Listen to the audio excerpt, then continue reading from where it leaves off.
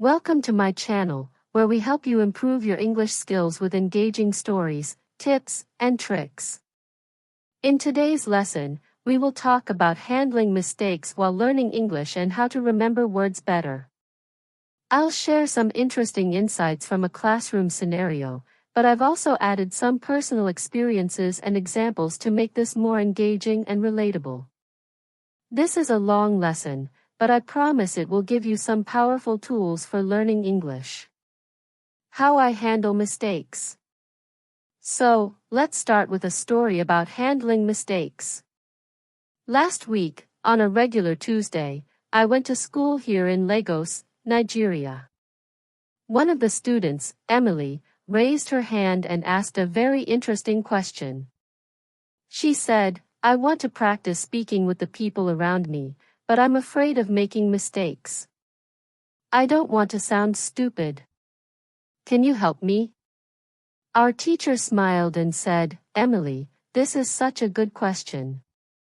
The fear of making mistakes is something that many people experience, but let me tell you what I believe is the best approach." She continued, "Making mistakes is actually a crucial part of learning. I have a lot of experience with this, not just because I'm an English teacher, but because I've also learned new languages myself. In fact, I'm currently learning French, and guess what? I make plenty of mistakes when I speak French. But the reason I don't care about those mistakes is simple. When I was learning my native language, I didn't care about mistakes either." The room was silent as everyone listened. "Think about it," she said. "When you were a child learning to speak your first language, did you worry about making mistakes? No, you just focused on expressing your thoughts, and with time, you got better. That's the same approach you should take when learning English or any other language. Focus on communicating your ideas, not on being perfect." She paused for a moment to let this sink in. Here's another example. When I practice speaking French, my main goal is to make sure that I express my thoughts, even if I make mistakes. I know that with practice, I'll get better. The same goes for you when learning English. Every time you speak, read, or do a shadowing exercise, your English will improve. This idea made a lot of sense to us. It's the same approach that works for many people. In fact, it's like learning how to play an instrument. When you start playing the guitar, for example, it sounds bad at first. You make mistakes, hit the wrong strings, and struggle with the chords. But you don't give up, right? Over time, as you practice, you start to play better. The same thing happens with English. You can't avoid mistakes at the beginning, but those mistakes help you learn and grow. Overcoming the fear of mistakes. Our teacher then added something that really stuck with me.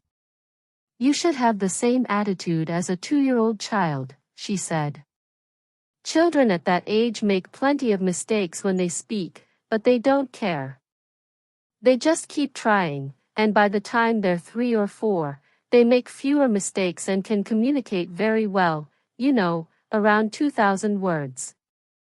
So, it's completely normal to make mistakes from time to time. Mistakes are not something to be afraid of, they are part of the learning process. Nobody becomes perfect overnight. Even native speakers make mistakes. Think about public figures like politicians or business leaders. When they speak on television or in front of large audiences, they sometimes make mistakes too.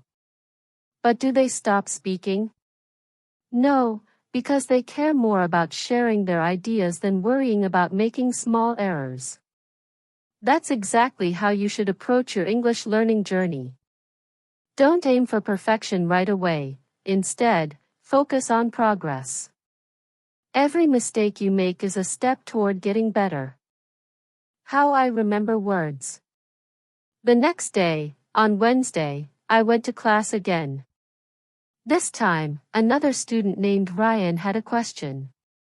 He said, "I've started reading more, and I feel like it's helping with my grammar, but I'm having trouble remembering new words. I look them up in the dictionary, but sometimes when I see the same word again, I forget its meaning. Can you help me? Our teacher nodded and said, Ryan, that's a common problem, and it's completely normal. When we learn new words, our brain needs to go through several stages before we can remember them well. She explained that there are 5 phases when learning new words. Phase 1. This is when you see or hear a new word for the first time. You don't know its meaning, so you look it up in the dictionary. Phase 2. You see the word again, but you still don't remember its meaning clearly. You look it up again. Phase 3. The next time you see the word, you have an idea of what it might mean. You might recognize it as a verb or noun, but you're not 100% sure. Phase 4. At this point, you know the meaning of the word when you see it, but you can't yet use it in conversation. This is called passive vocabulary.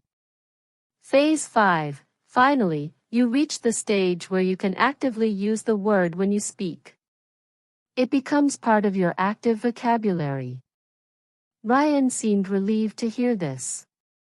So, it's okay if I don't remember a word right away? He asked. Absolutely, our teacher replied.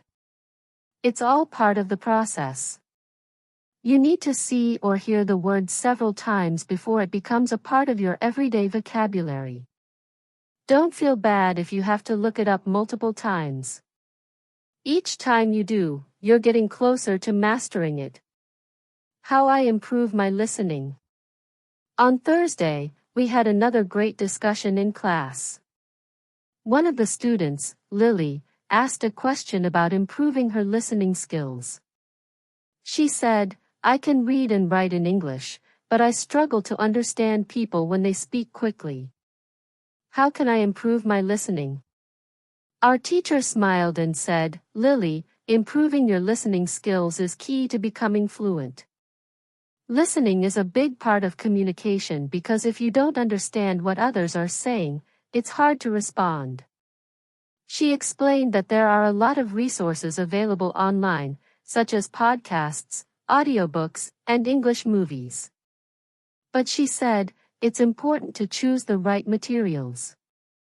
When you listen to something in English, make sure you understand at least 95% of the words.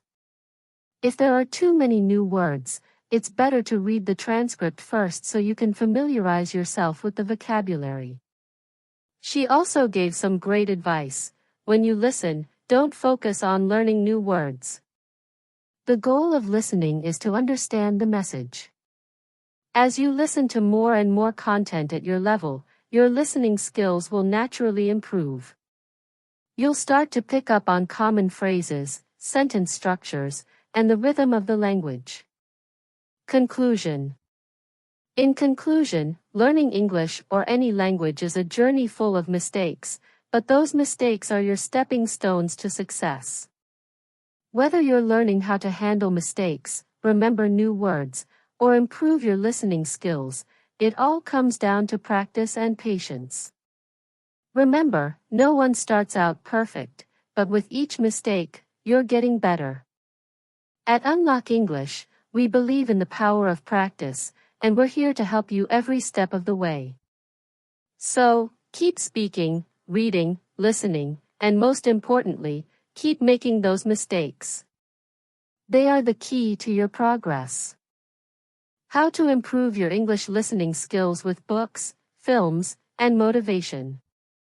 Let me tell you about a few great ways to improve your English listening skills.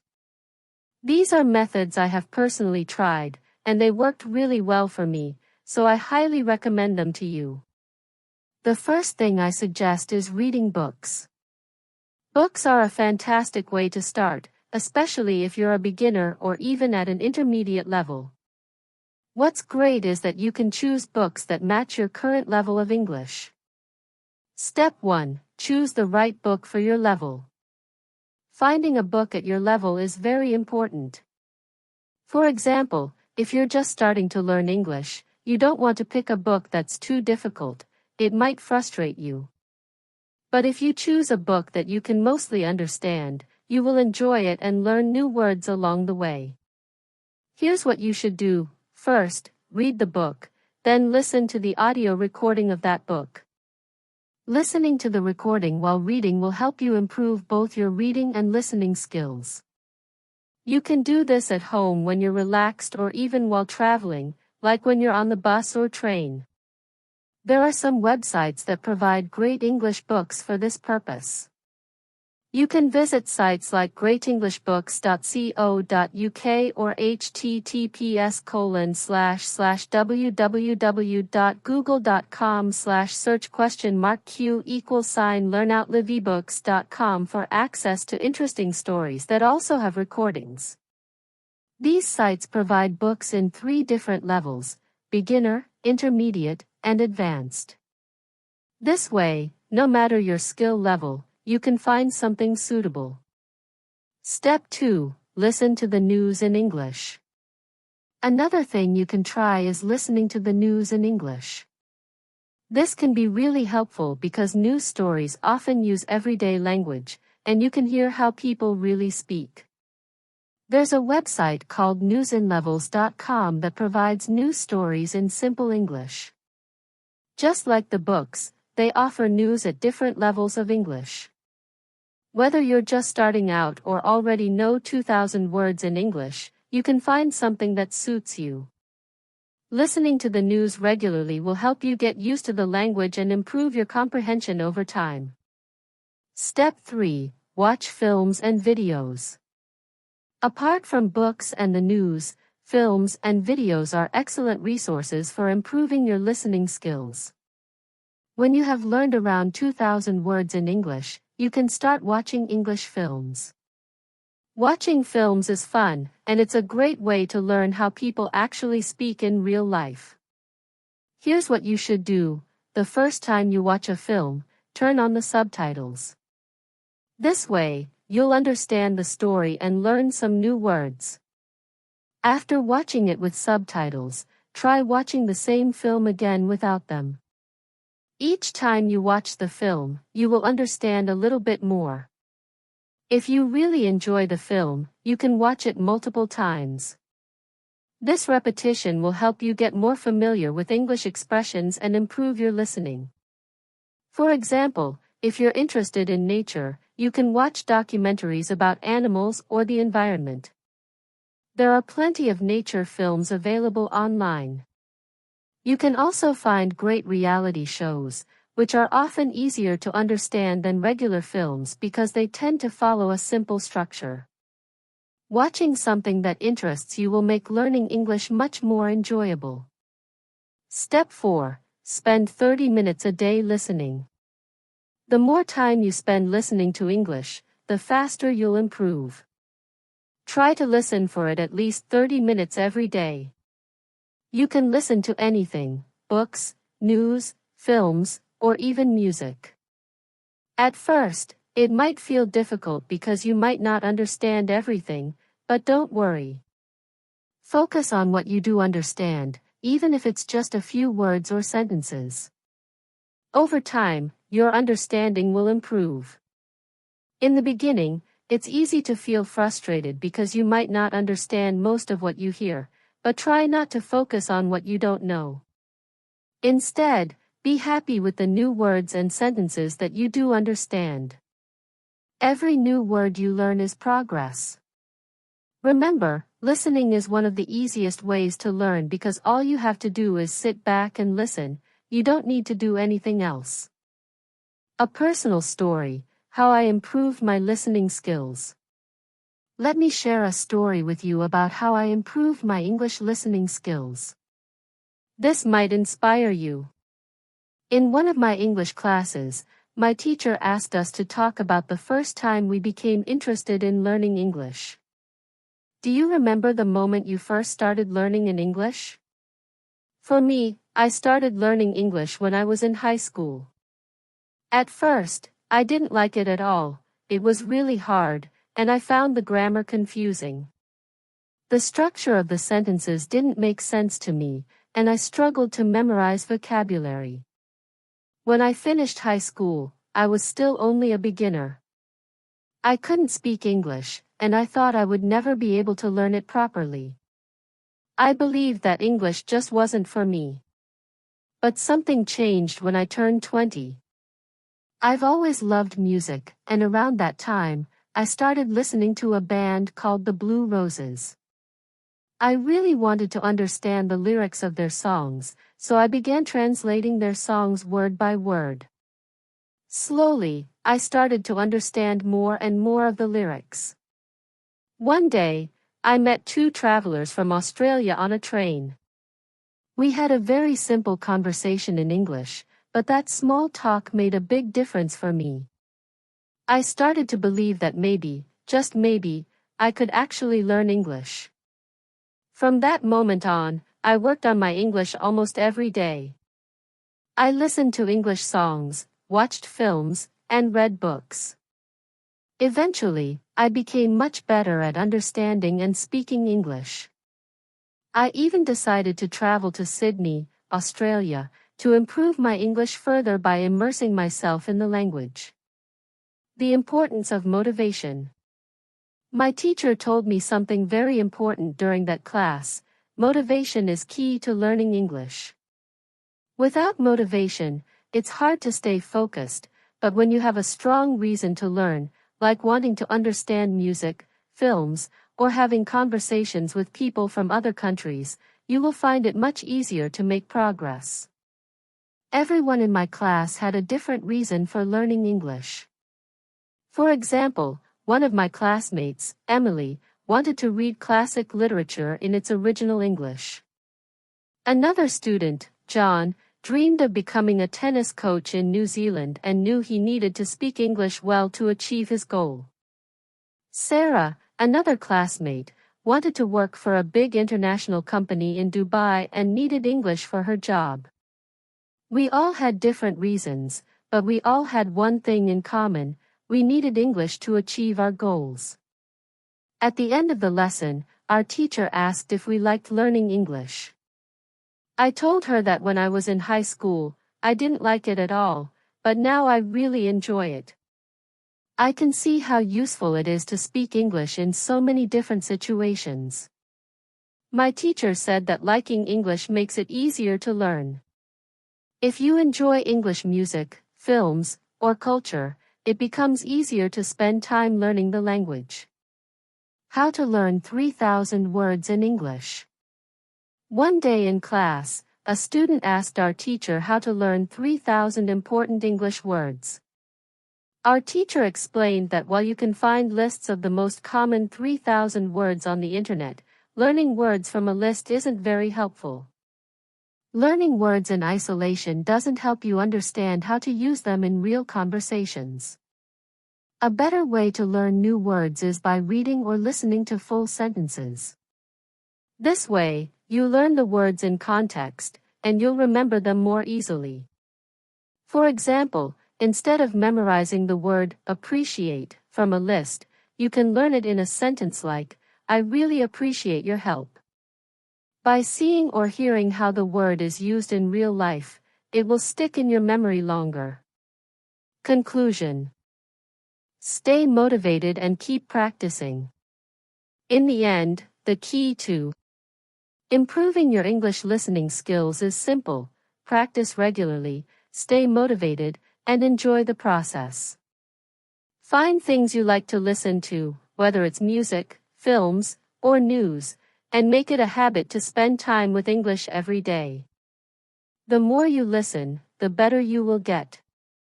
Just remember, every little bit of progress counts, and with time, you will see big improvements in your English skills. Learning English can be an exciting journey, but it's important to remember that some methods of learning may have their limits. For instance, when you rely only on memorizing individual words from lists or using a translation method, you might find yourself stuck after learning about 1,000 words. This approach can be slow, and there are much more effective ways to build your vocabulary and language skills. One of the best methods is reading.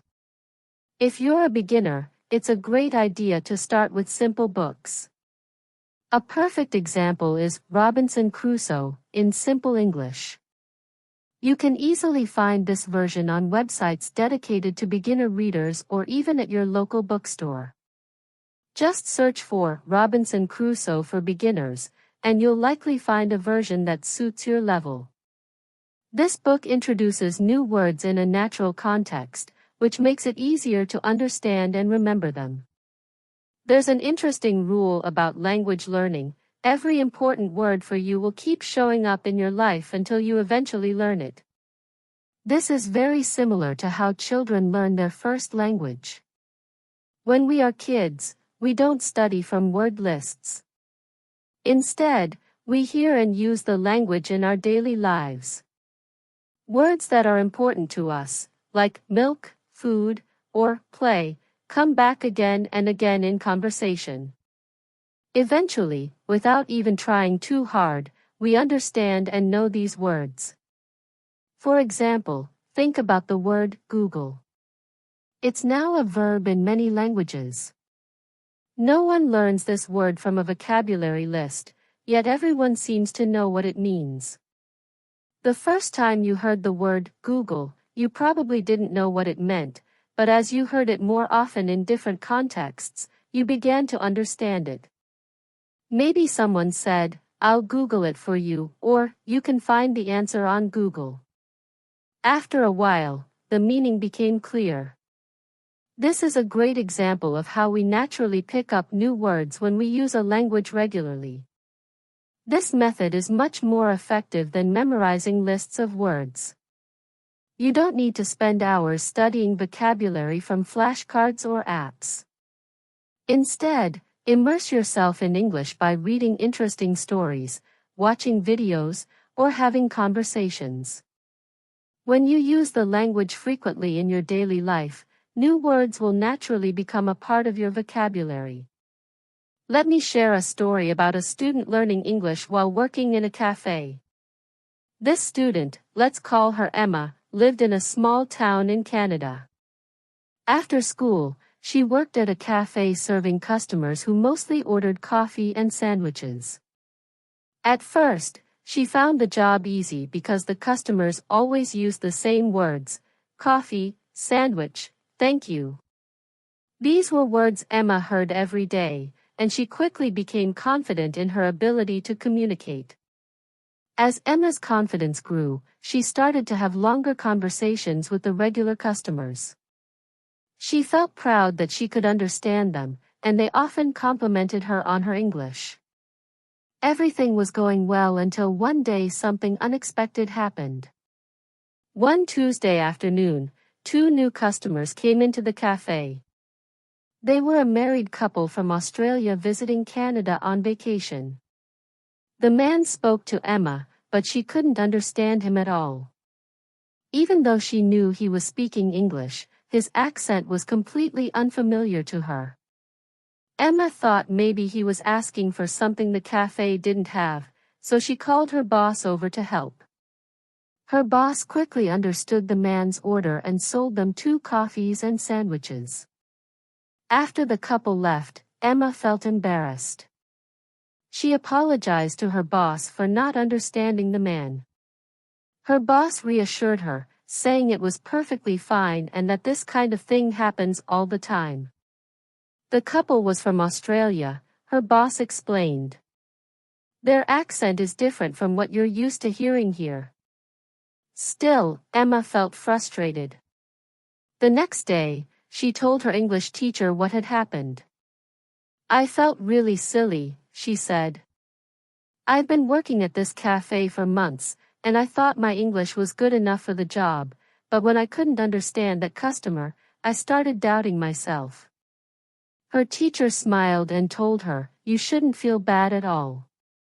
You've been practicing English here in Canada, where people speak with a Canadian accent, but the Australian accent is different. Your ears just aren't used to it yet. This happens to everyone when they hear a new accent for the first time. It doesn't mean your English is bad, you just need to give yourself time to adjust." The teacher went on to explain that it usually takes about 2 weeks to get used to a new accent. She suggested that Emma watch movies or TV shows from Australia. This will help you train your ears, she said. Soon, you'll be able to understand the Australian accent without any problems. Emma felt much better after talking to her teacher. She decided to follow the advice and started watching Australian sitcoms after work. Slowly but surely, she noticed that she was beginning to understand the characters' accents more easily. A few days later, something similar happened at the cafe. This time, 2 women from Italy came in. Their English was very basic, and Emma could tell they were struggling to communicate. Her boss, who was serving them, quickly adapted her language to make the conversation easier. Instead of using long, complex sentences, she spoke in short phrases like, 2 coffees, and anything else. She even pointed to the items on the menu to help the women understand. Emma was impressed. After the customers left, she told her boss, "It was amazing how you changed your English so they could understand you." Her boss smiled and said, "It's important to make everyone feel comfortable, no matter how well they speak English. If they feel like they can communicate here, they'll keep coming back." Emma realized that language is not just about speaking perfectly, it's about communication, making sure that both sides understand each other, no matter the level of fluency. She admired how her boss had adapted to the situation, and she decided to do the same in the future by listening more carefully, adapting her speech, and being patient. Emma became better at her job and more confident in her English skills. In the end, the key to learning English or any language is to use it as much as possible. Don't rely too much on word lists or flashcards. Instead, read books, watch movies, and have conversations with people. Each time you encounter a new word or a different accent, you're training your brain to understand more of the language. With enough practice, you'll keep improving. You'll soon find yourself becoming more fluent and confident, just like Emma. Thank you so much for watching this video. I hope you found it helpful and learned something new. Remember, practice makes perfect, and the more you immerse yourself in English, the better you'll get. If you enjoyed this story and want to keep improving your English with more tips, lessons, and stories like this, please hit the subscribe button and turn on notifications so you never miss a video. Also, don't forget to like the video and share it with your friends, family, or anyone else who wants to learn English. Together, we can help more people become confident English speakers. See you in the next video.